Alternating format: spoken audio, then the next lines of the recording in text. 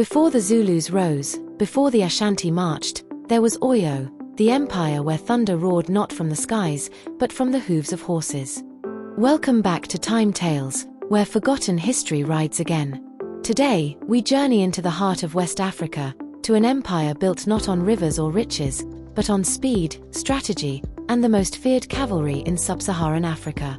This is the tale of the Oyo Empire, the mighty Yoruba kingdom that ruled with iron, intellect, and the thunder of hooves. The story begins in the 1300s, among the Yoruba people of present-day Nigeria. Legend speaks of Aranmian, a son of the great Adujua, founder of the Yoruba dynasty, who established Oyo as a royal outpost. At first, Oyo was just one among many Yoruba city-states. But fate, and horses, would change everything.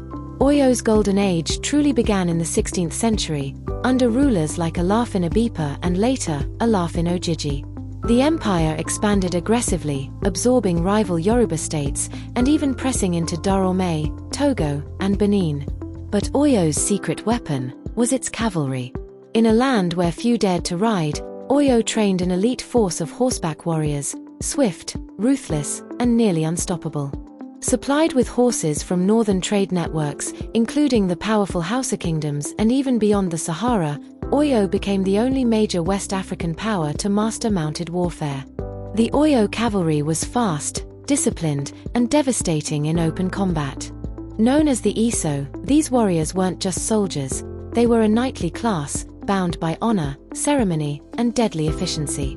Their tactics allowed Oyo to subdue enemies before they could react, like a lightning bolt across the savannah. Cities trembled at the sound of galloping hooves. But military power wasn't the only strength of Oyo. The empire had one of the most sophisticated political systems in African history. At its head was the Alafin, or emperor, a sacred king descended from Aranmian. But his power wasn't absolute. A council of nobles, the Oyo Messi, could check his rule and even force him to commit ritual suicide if he lost the confidence of the state. A king, watched by his own court. A delicate dance of power. Oyo grew rich by dominating trade routes, kola nuts, ivory, textiles, and tragically, enslaved people. The empire became a key broker between inland West Africa and coastal ports controlled by European powers, particularly the Portuguese and British. This trade brought immense wealth and increasing external pressure. By the early 1800s, storm clouds gathered. Internal rivalries, succession disputes, and the rising power of the Fulani Jihad in the north strained the empire's defenses. Meanwhile, once subdued neighbors like Dahomey grew bold. The cavalry, once unstoppable, began to falter. In 1835, the capital city of Oyo Isle was sacked. The empire fractured, and by the mid-19th century, Oyo was no more. Yet the legacy of the Oyo Empire lives on in the language, traditions, and political memory of the Yoruba people. A mighty kingdom born from myth, driven by cavalry, and ruled by law and ritual.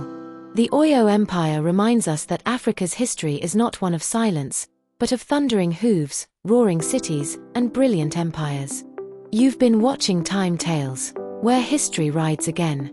Don't forget to like, subscribe, and saddle up for the next forgotten empire.